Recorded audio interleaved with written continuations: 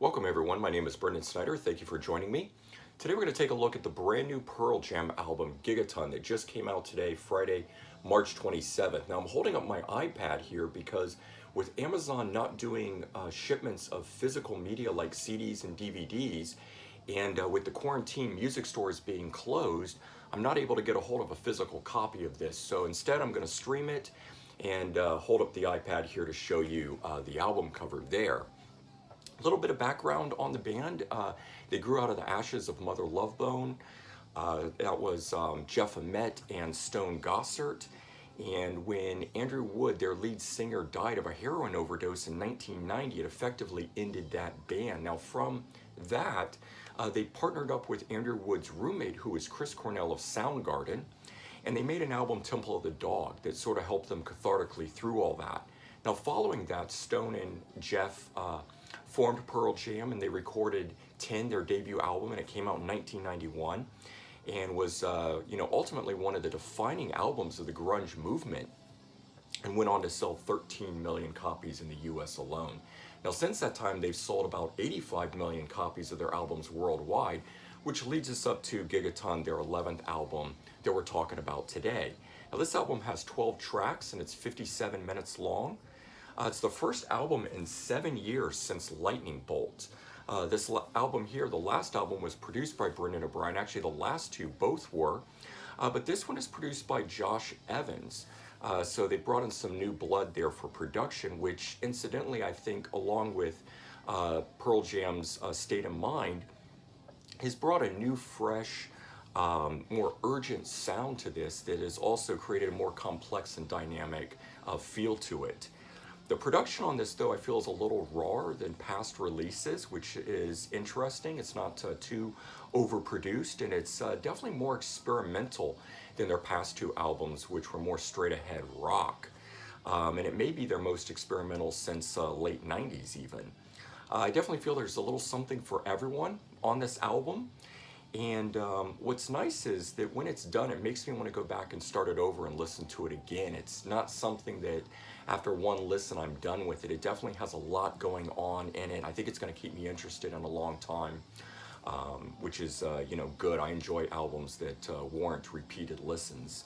So kicking things off of the 12 tracks, track number 1, Whoever Said, is a full rock guitar song here that's got some great licks that are like The Who. And but the solo on it, interestingly, is much more akin to something like New Wave. So while you've got these straight up rock riffs on it, you've got a guitar solo that's much more like something from New Wave. So kind of an interesting dichotomistic approach where they're pairing two things together like that. Track 2, Super Blood Wolf Moon. It's definitely an album highlight. It's a good straight up rocking groove with a nice melody on this one, and it was the second single from the album. The third track, Dance of the Clairvoyants, was the lead single off the album, and it's got this post-punk guitar paired up against electro pop. Again, another one of those things where they're pairing two of these opposite ends of the spectrum together, which you wouldn't think would work here, but it actually works really well and sounds pretty interesting. Track 4 is called Quick Escape, and it's got a good driving bass line on it. And definitely to me reminiscent of something that's a la like U2, and is really quite sonically good in my opinion. Track 5, All Right, is a beautifully sparse while uplifting song written by Jeff Ament, and it's got a very fitting lyric for our quarantine times here, saying it's all right to be alone, as most of us are. Track number 6, 7 O'Clock.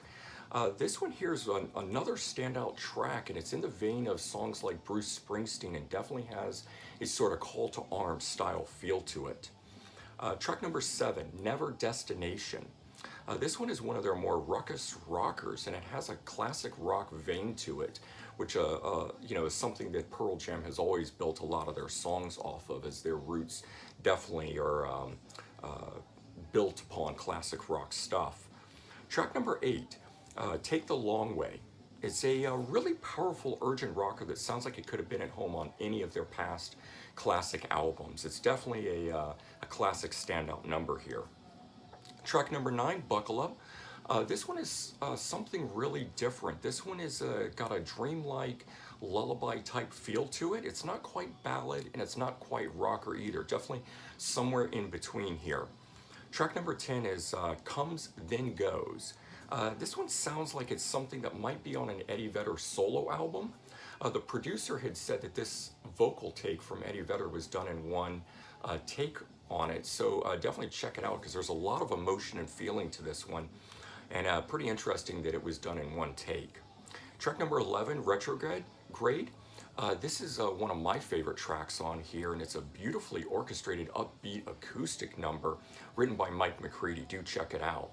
And the last track on the album, Pearl Jam has become known for their final track on the albums being a beautiful acoustic number, very fitting in the way that it would close an album, and this one's no different, called River Cross.